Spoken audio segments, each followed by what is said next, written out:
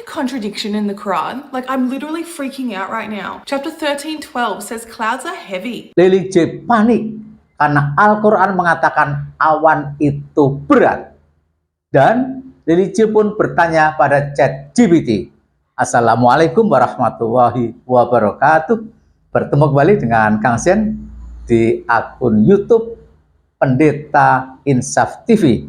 Kali ini kita mereaction dari akun YouTube Inspirasi Islam yang berjudul "Aduh, Lily J panik, kata Al-Quran awan berat, tapi kok melayang di udara." Nah, para sobat, ini video yang sangat bagus, di mana Al-Quran sangat banyak yang berisi ilmu pengetahuan.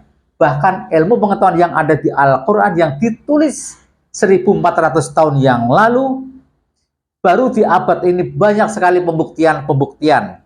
Termasuk Lily J juga ikut bingung, ikut panik. Kok Al-Quran mengatakan awan itu berat seperti gunung? Apa benar awan itu seberat itu? Bukankah awan itu terlihat seperti kapas yang melayang-layang di udara? Sangat menarik. Apa yang terjadi? Kita tonton, kemudian kita komentari. Check it out. Guys, I just find a contradiction in the Quran. Like, I'm literally freaking out right now. Chapter 13:12 says clouds are heavy. Like, what? How can clouds be heavy? We all know they're made of air, right? Hey, ChatGPT, are clouds heavy or light? Hey, Lily J. Clouds might look fluffy and light, but they're actually Sebenarnya heavy. berat. A typical average cloud can weigh around 1 million pounds. 1 ton. Ya, hampir seluruh umat manusia menyangka bahwa awan itu ringan. Wajar saja jika beranggapan demikian, sebab wujudnya melayang tinggi di langit, terlihat lembut dan seolah tidak membebani apapun. Namun, kenyataannya berbeda. Awan bisa mengandung jutaan liter air, dan beratnya dapat mencapai ratusan bahkan jutaan ton. Fakta ilmiah ini baru dapat dijelaskan oleh para ilmuwan di era modern. Sedangkan Al-Quran telah menjelaskan hal ini sejak lebih dari 14 abad yang lalu. Hal ini menunjukkan bahwa Al-Quran bukanlah karangan manusia.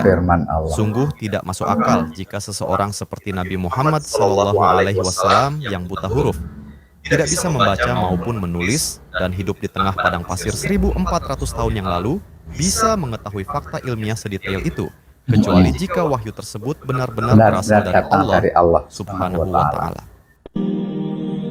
Before we start dealing with the issue of the scientific miracle of the Quran, we want to ask the question: do you have any information about the weight of clouds? If you do not have any information, we want you to make a guess about the weight of clouds. What do you think the weight of clouds is? Or, let us simplify our question. Do you think clouds are heavy or Berat light? atau ringan? You will probably answer this question as light. Ringan. However, the Quran stated 1400 years ago that clouds were not light at all, but on the contrary, they were Sangat very berat heavy. menurut Al-Quran. Now, let us have a look at the meanings of some verses regarding this issue.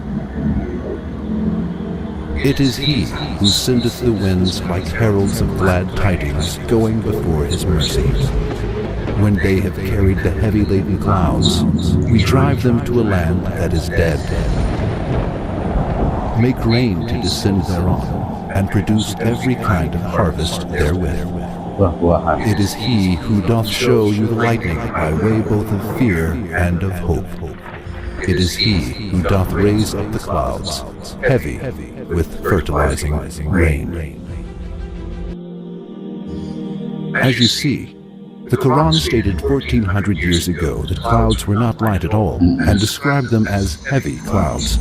What do scientists say regarding this issue? Are clouds really as heavy as the Quran states? According to the research made in recent years, quite astonishing figures about the weight of clouds have been found. For example, a cumulonimbus cloud, known as the thunder cloud, can contain up to 300 tons of water. 300 ton Yes, air. you did not misread it. We are mentioning clouds as heavy as 300 tons. The fact that a mass of 300 tons is caused to stand in the sky without any support is something that astonishes the mind. It is more interesting that this information is mentioned in the Quran. The weight of the precipitation that covers an area of 50 kilometers square at a height of 1 centimeter is about half a ton. Now, let us think of this. At the time when the Quran was revealed, it was impossible for people to have this information about the weight of clouds. Furthermore, we probably thought that clouds were very light before we learned this fact. However, clouds weigh hundreds of thousands of tons, and this fact is included in the Quran. How can it be doubted that the Quran is the word of Allah after hearing this information? If it is doubted, how can the information given by the Quran be explained? It cannot be explained in any way. There is only one explanation of the fact that the weight of clouds is mentioned in the Quran.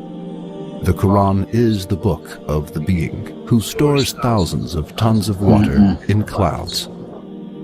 This being sends clouds to dry areas through winds and gives life to those areas.